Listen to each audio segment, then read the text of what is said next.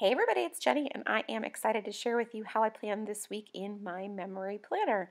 I am really looking forward to sharing this with you because it is a birthday week. My youngest son turned 10, which is just crazy in and of itself, and I wanted to have it be a little bit more special than normal. Now you can see right there how I pre-plan in my traveler's notebook. I just write out all the photos that I'd like to include. And right here is the My Mind's Eye 6x6 patterned paper pad that I'm using. It's an older one. I've had it for a few years. It's called Hooray. And I'm also using the matching die cuts. That's going to be the majority, if not all, of the decor. And then I'll use a few planner related items to do the actual activities and those types of things. You can see how I already printed my photos using my Canon Selphy printer, and I use the Pick Frame app to get those different sizes onto one photo. Now I do like using different sizes and different orientations, and you can see that here you have that 3x4, and now sometimes I will trim this 3x4 photo down, but sometimes I do leave them larger. However, printing them in a larger size and then trimming them down, you can get the subjects to be larger without losing any of the quality of the photo. Now you can see here that I did use all basically, minus that larger one, 2x3 photos. However, sometimes I do print them smaller, and as you can see right in that particular photo in a little bit, I'm going to use a very small circle punch to punch that one out. So it does create a much, much smaller photo, and then obviously because of the circle, it will create a different shape, and then you'll be kind of drawn to that photo based on the fact that, oh wow, look at that, it's totally different. Am I right? So now I'm going to measure the size of the boxes like I always do, despite the fact that I usually get them wrong. And I don't mean that like, oh, it's so vastly different. Like right there, for whatever reason, my brain sort of scrambled up. Oh yeah, so I needed to just trim the side down. But that's why I like to just take it slow and be thoughtful about this process, because if you mess something up, it doesn't mean it's over. It just means you have to sort of reimagine what the plan was. Now I will add adhesive to the back of all of these photos. That is, I like to use the mono adhesive from Tombow.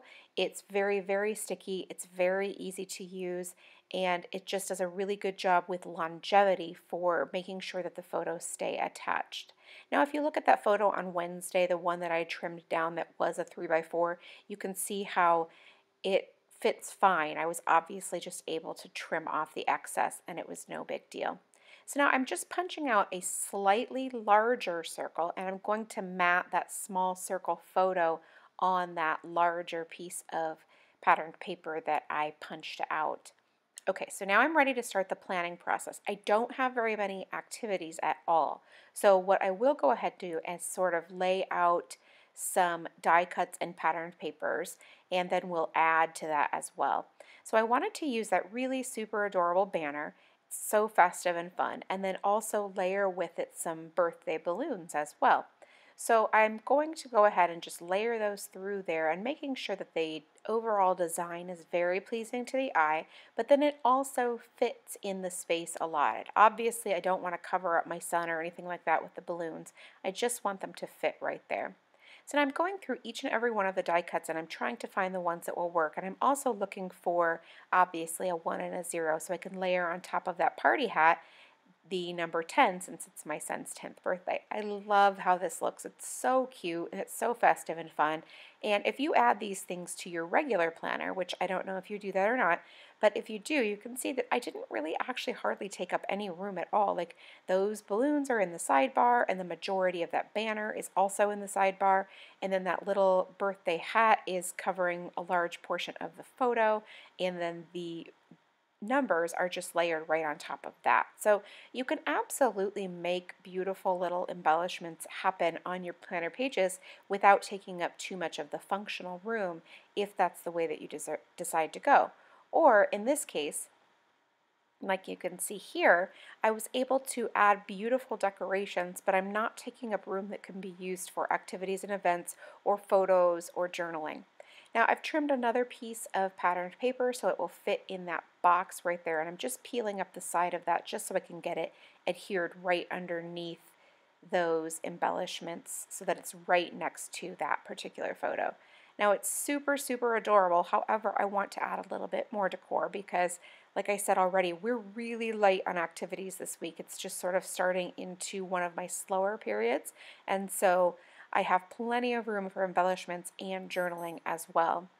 So now I'm going to also continue on, and I've already got my photos and my decorations, but I definitely want to add the activities as well. So I'll go through my Planner Junkie stickers, and if you've heard me talk about these before, they're just so wonderful. I love them because they're really, really basic, but they have the most beautiful colors, really good designs, and the paper is just fantastic. So like here, it was a no-brainer to use these particular stickers right there to notate my son's baseball game because they match, they look great, and they just really don't take away anything from the embellishments or photos. They just enhance that.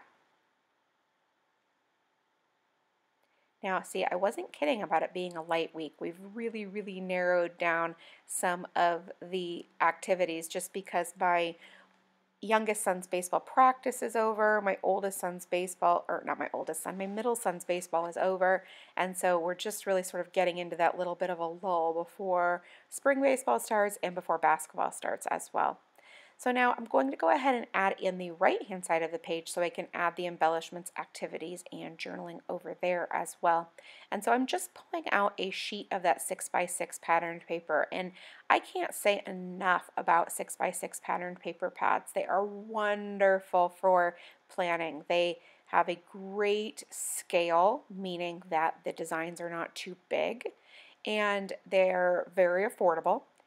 And you get just a little snippet of the pattern. So like, oh, a 6x6 page or two of each pattern. And so it really just makes using these really, really awesome for planning. And I love them and use them.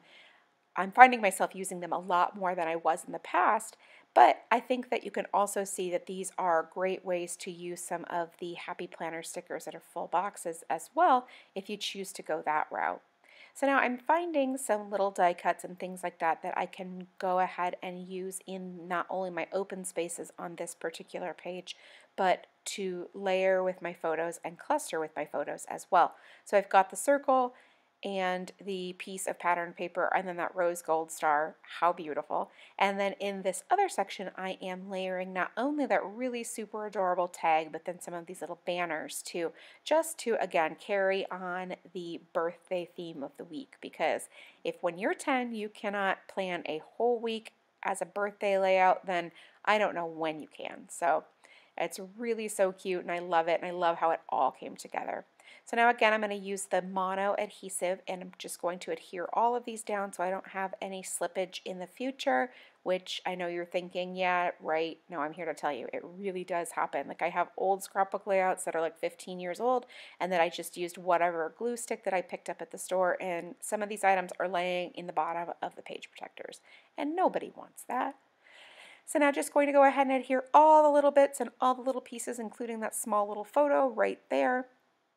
And now I can finish with the adding of the activities, including using the stickers from the Planner Junkie again, because like I said, look how cute the colors are. They're just perfect together and it doesn't take away anything. It just definitely adds to it.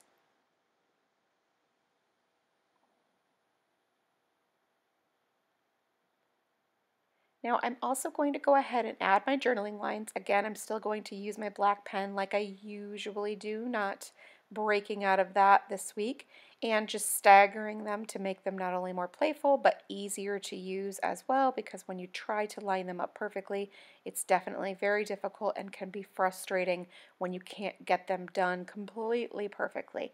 And just quite frankly, I prefer this look overall as well. So now I've got those down there, and I want to just add a few little alphabet stickers too, because I think that these just really add a super fun touch. They're obviously as functional as can be. You're writing something like right there, I wrote 10. I mean, it's not decorative or anything like that, but it just makes it more playful and makes it more fun and decorative, despite the fact that it's not like some crazy sticker or die cut or other embellishment. So I'm just adding all kinds of journaling regarding my son's birthday and all the things that are happening this week on those lines. And that's again another one of the things that's really wonderful about a little bit lighter weeks. You can add a little bit more of the stories that are going on in your life.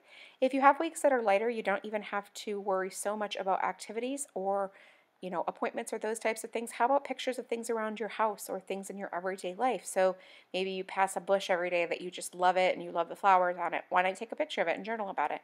Or maybe a piece of furniture in your home that you just love. Take a picture of it, add that and document that as well.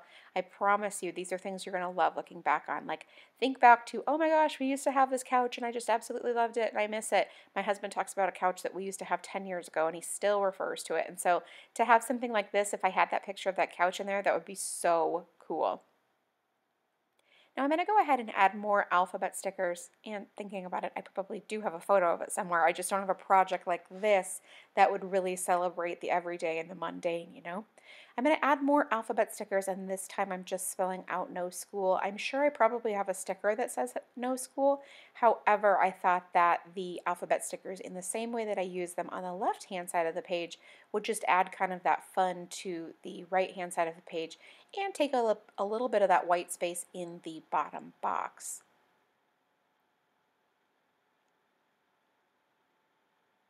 Now I'm going to go ahead and fill up all of the journaling lines right here on the right hand side of the page, and then I am finished. Thank you so much for stopping by and watching my video. I really do appreciate it. If you have any questions, please just leave them in the comments box below and I will do my very best to get back to you. Thank you so much and make it a great day.